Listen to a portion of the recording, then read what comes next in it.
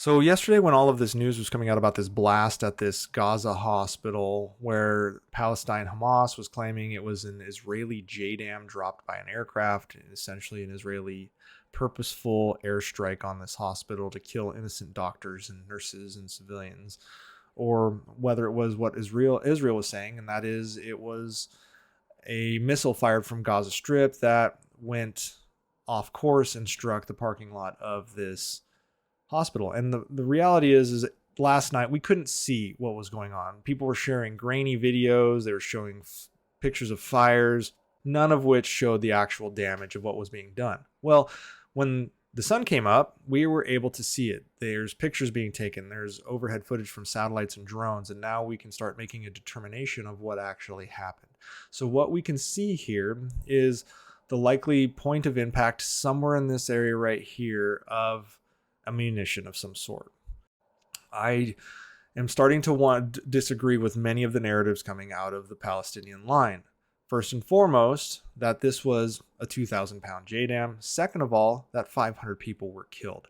And the reason is when you look at the total damage area here, you're looking at an area that runs roughly like this here. And from here to here is like 10 meters. From here to here is like 15 meters. From here to here, it's like 15 meters. This is like 5 meters. So we're talking about an area of maybe 250 meters. And in fact, someone checked to see what the actual area of the explosion was. This is the blast area. It was 228 square meters, which is about 2,500 square feet. My house is 3,300 square feet. You cannot fit 500 people in it. And oh, by the way, there was 12 cars damaged. So in that area, there was 500 people that were killed and 12 cars damaged.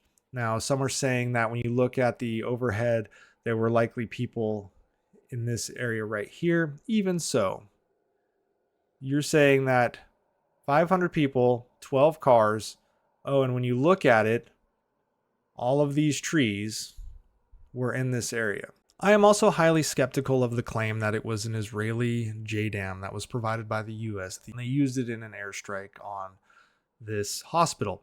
The reason is this right here is the crater caused by the munition that struck this area. This is the explosive power of a JDAM. These are wall-sized concrete blocks flying into the air. This is a single JDAM. This is a second JDAM. The destruction is incredible. Furthermore, here is the crater left by a JDAM. Again, does that look like a JDAM? Does this crater look like that crater? Does what happened here look like what happened here? If this were an American JDAM carried by an Israeli aircraft, these cars would have been obliterated. These doors would have been blown off. These clothes would no longer be on their clothesline. All of this rickety infrastructure would be completely destroyed. However, when you look at a Hamas rocket, which this is one that was launched into Israel a few days ago, it looks very similar. Destroyed, burned out cars, relatively little damage to buildings, cars further in the background still intact. Look familiar, doesn't it?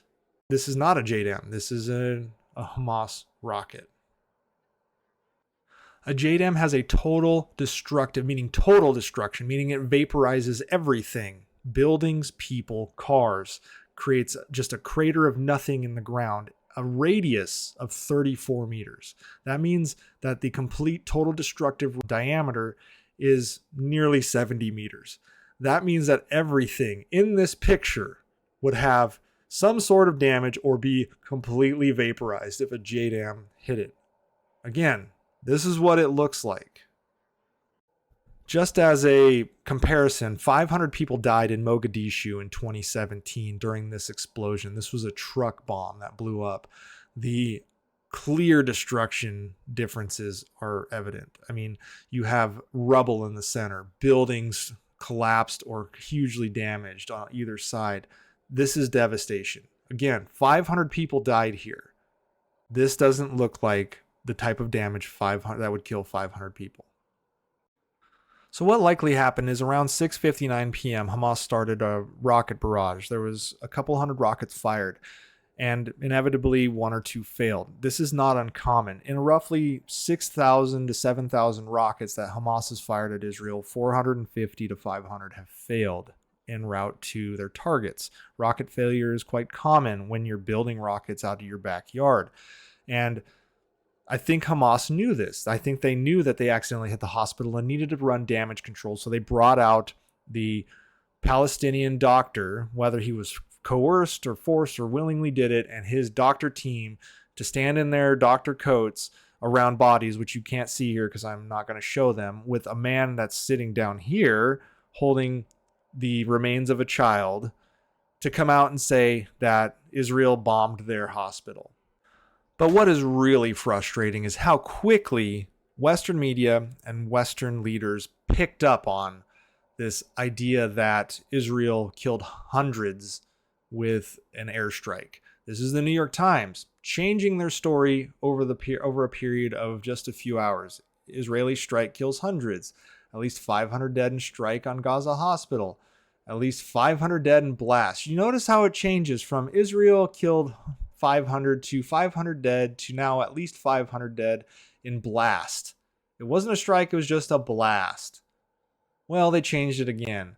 Now it's hundreds reported. Now they're just reportedly killed in blast at Gaza. You know why it's reported? Because they're starting to come to light that it probably wasn't 500 people sitting in that small area. And this is what is frustrating, because we see the New York Times posting this kind of nonsense headlines. But it gets worse.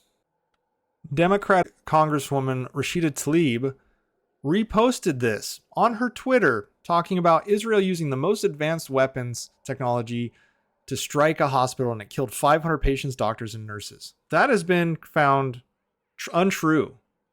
And she keeps this up. This is a U.S. Congresswoman.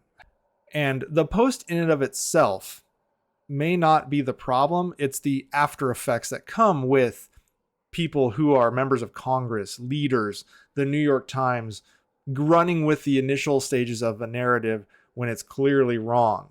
Because due to the outrage that was caused by people thinking Israel dropped a JDAM on a hospital, there were massive protests and now attacks on U.S. interests in Iraq. The U.S. thwarted the attack. But what if a U.S. service member had died because of the anger that was caused by the belief that Israel dropped a 2,000-pound bomb on a hospital? Because the New York Times initially said that was the case. Because a congresswoman in the U.S. retweeted someone that said that was the case. People die when things like that happen. And there's a good chance that whoever attacked the U.S. in this base is now dead because of it.